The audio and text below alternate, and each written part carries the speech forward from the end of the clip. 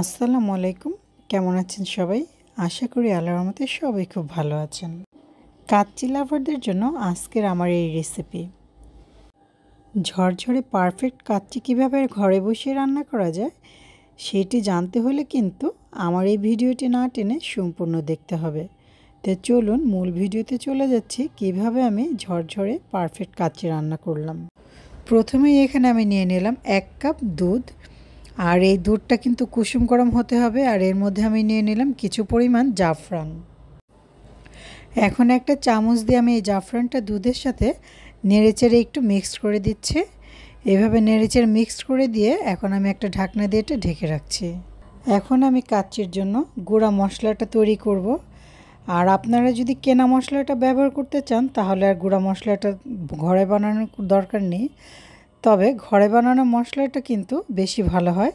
এটার ব্যালেন্সটা কিন্তু খুব ভালো হয়, যেহেতু নিজে পছন্দ মতো সব রকমের মশলা পরিমাণ মতো দেওয়া যায়। তো প্রথমেই আমি এখানে দিয়ে নিলাম 3 টুকরা জয়ত্রী,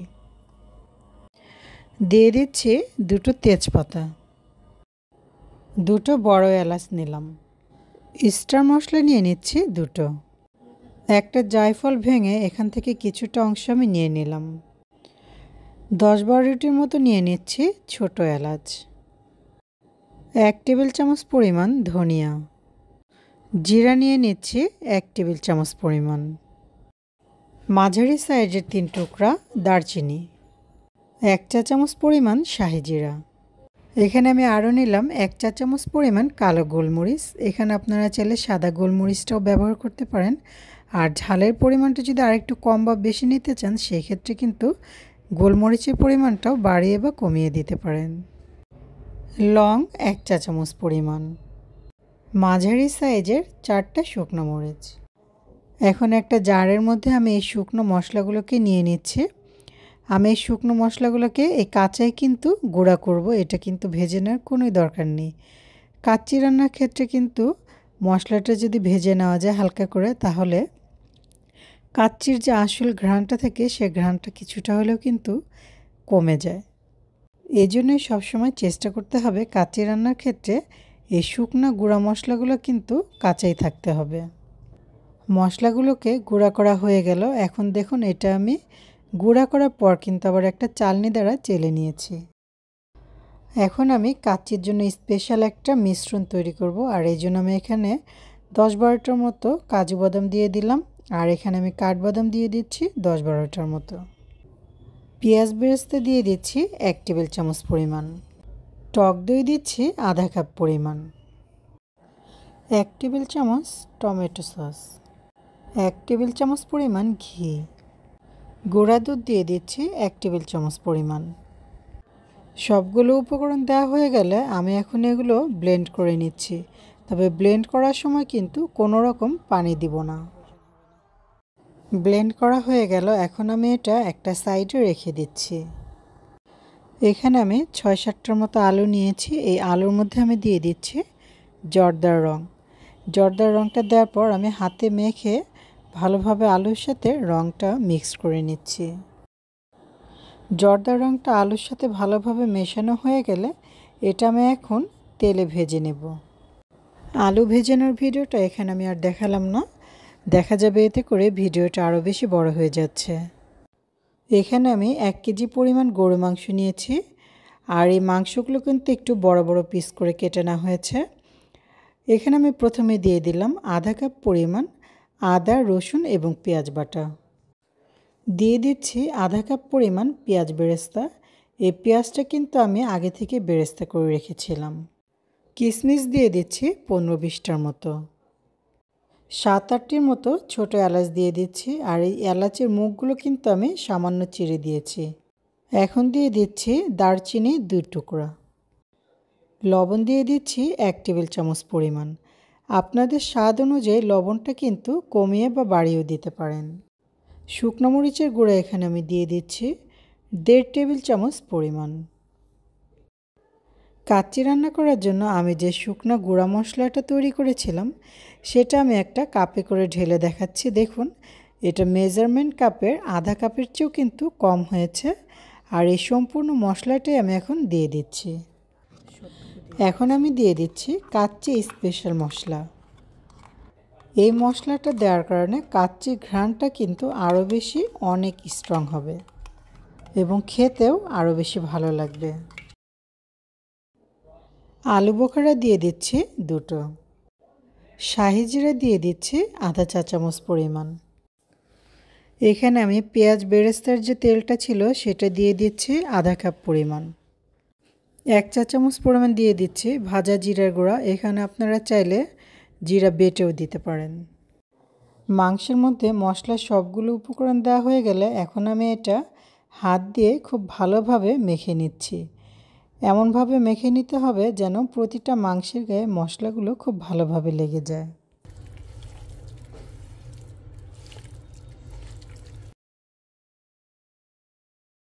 মাংসগুলো ভালোভাবে মেখে নেওয়ার পর এর মধ্যে আমি দিয়ে দিচ্ছি আধা চা চামচ পরিমাণ জর্দার রং। এই জর্দার রংটা আপনারা চাইলে কিন্তু স্কিপও করতে পারেন, তবে আমি এটা দিচ্ছি এতে করে কাচ্চি রান্নার পর মাংসের কালারগুলো আরও বেশি সুন্দর আসবে। এখন এই মাংসগুলোর উপর আমি দিয়ে দিচ্ছি আগে থেকে ভেজে রাখা সেই আলুগুলো। মাংসের মধ্যে আলুগুলো দেওয়া হয়ে গেলে আমি এই মাংসগুলোকে ম্যারিনেট করার জন্য রেখে দিচ্ছি প্রায় 1.5 থেকে 2 ঘন্টার জন্য। আজকের কাচ্চি আমি বাসমতি চাল দিয়ে রান্না করব। এর জন্য এখানে আমি বাসমতি চাল নিয়েছি 3 কাপ পরিমাণ।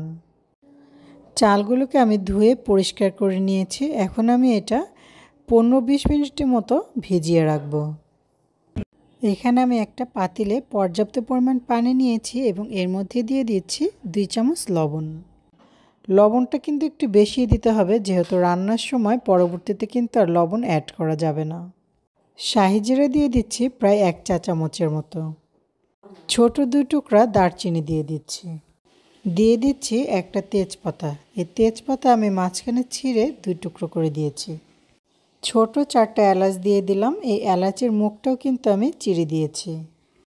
1 চা চামচ পরিমাণ দিয়ে দিচ্ছি রান্নার রেগুলার সয়াবিন তেল। আর এই তেলটা দেওয়ার কারণে চাল সিদ্ধ করার পর কিন্তু একদমই ঝরঝরে থাকবে, একটার গায়ে একটা লেগে যাবে না। এখন আমি পানিটা বলক আসা পর্যন্ত অপেক্ষা করছি।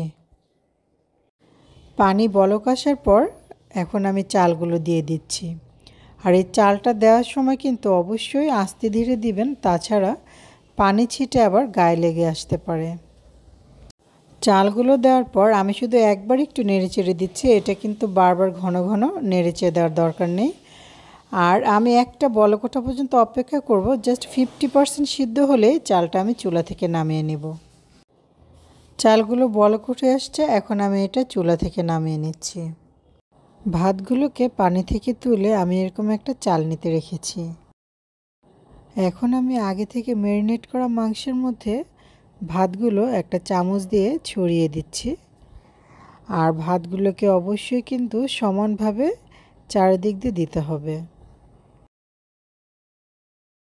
ভাত দেওয়া হয়ে গেলে এখন আমি এর মধ্যে দিয়ে দিচ্ছি কিশমিশ। এখানে আমি প্রায় 10-12টির মতো কিশমিশ দিলাম। আলু বোখারা দিয়ে দিলাম 2টি।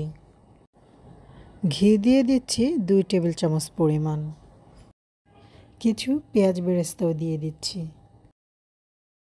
কাঁচামরিচ দিয়ে দিচ্ছি 6-7টা। বাকি ভাতগুলোও আমি এখন দ্বিতীয় লেয়ারে একইভাবে দিয়ে দিচ্ছি। দিয়ে দিচ্ছি কিছু পেঁয়াজ বেরেস্তা। লিকুইড দুধের মধ্যে যে জাফরানটা মিশিয়ে রেখেছিলাম সেই জাফরান মেশানো দুধটা আমি এখন উপর দিয়ে দিচ্ছি। 10-12টার মতো দিয়ে দিচ্ছি কিশমিশ। একটা আলু বোখারা দিয়ে দিচ্ছি। 3 টেবিল চামচ পরিমাণ দিয়ে দিচ্ছি ঘি। শাহি জিরা দিয়ে দিচ্ছি আধা চা চামচ পরিমাণ। আর সব শেষে আমি দিয়ে দিচ্ছি জর্দার রং। এখানে আমি সামান্য কিছু জর্দার রঙের সাথে অল্প কিছু পানি মিক্সড করে দিয়ে দিচ্ছি, আর এটা আমি এক সাইডে দিয়ে দিব। সব কিছু দেওয়া হয়ে গেলে এখন আমি একটা ফয়েল পেপার দিয়ে পাতিলটা ঢেকে দিচ্ছি। আপনারা চাইলে কিন্তু এখানে আটা বা ময়দার খামির দিয়েও ঢেকে রাখতে পারেন ঢাকনা দিয়ে, তবে আমার কাছে মনে হয় এই ফয়েল পেপার দেওয়াটাই বেস্ট। এতে করে বাড়তি কোনো ময়দা বা আটার অপচয় হবে না। আর এটা কিন্তু খুলতেও খুব সহজে খোলা যায় আর কাচ্চিটা একদম পারফেক্ট হবে। তো এইভাবে ফয়েল পেপার দিয়ে পাতিলের চারপাশে খুব ভালোভাবে মুড়িয়ে দিয়ে আটকে দিতে হবে যেন ভেতর থেকে ভাপটা বের না হতে পারে। চুলায় আমি কাচ্চি পাতিলটা দিয়ে দিলাম এবং এখন একটা ঢাকনা দিয়ে এই ফয়েল পেপারের উপর আমি ঢেকে দিচ্ছি। আর এভাবে আমি প্রথমে 10 মিনিট হাই হিটে কাচ্চিটা রান্না করে নিব। 10 মিনিট পর এটা আমি একদম লো আঁচে রান্না করব, প্রায় 40 মিনিটের মতো। 10 মিনিট হয়ে গেল। এখন আমি চুলার আঁচটা একদম লো করে দিচ্ছি। আর এই পরবর্তী 40 মিনিটের মধ্যে কিন্তু ঢাকনাটা কোনো মতেই খোলা যাবে না। ফিরে আসলাম 40 মিনিট পর। এখন আমি ঢাকনাটা তুলে নিচ্ছি এবং ফয়েল পেপারটাও এখন খুলে নিব। আর আমি কিন্তু প্রথমে গ্যাসের চুলায় কাচ্চিটা চড়িয়ে দিয়েছিলাম, কিন্তু আমার গ্যাসের চুলার আঁচটা একদম লো হচ্ছিল না, যার কারণে আমি এটা আবার ইলেকট্রিক চুলায় দিয়েছি। আর ফয়েল পেপারটা দেখুন তুলে নিলাম। কাচ্চিটা পারফেক্টভাবে কুক হয়েছে কিনা এটা বোঝার কিন্তু খুবই সহজ একটা উপায় আছে।